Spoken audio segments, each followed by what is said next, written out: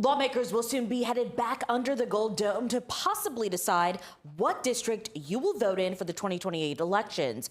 Governor Kemp has called for a rare special session to discuss redrawing the state's congressional maps. I'm Cyria Sandlin. Atlanta News First reporter Mary Kate Hamilton is live at the Georgia State Capitol. And Mary Kate, this special session is rare and quickly approaching. Yeah, that's right. And in fact, Democratic state lawmakers literally moments ago just spoke out against congressional redistricting and in favor of the Voting Rights Act, which they say has been gutted by the Supreme Court's recent decision that essentially bars states from drawing congressional maps and using race as even a factor.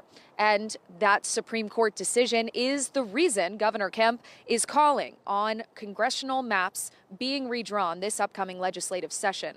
Now, this would be the fourth time Georgia has redrawn its maps since 2021. State Democrats say doing this outside of the normal 10-year census cycle again is a power play used in part to weaken black voting strength in counties that typically go blue. Again, we just heard from state Democrats moments ago. Meanwhile, state Republicans say they're following what's now the law of the land.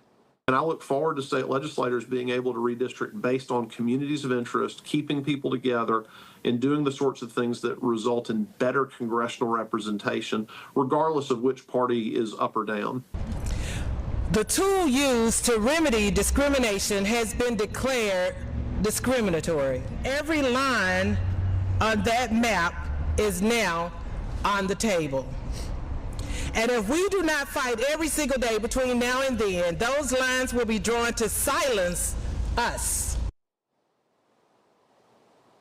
And as you mentioned, Cyria, this is rapidly approaching. The Senate committee that will lead the way on redrawing these congressional maps is already made up. And there's also one more thing on the agenda for the special session this year. That is deciding what will replace the QR codes that are currently used to tabulate Georgia's votes. They have to do that by July 1st ahead of these upcoming elections. For now, live at the Georgia State Capitol, I'm Mary Kate Hamilton, Atlanta News First.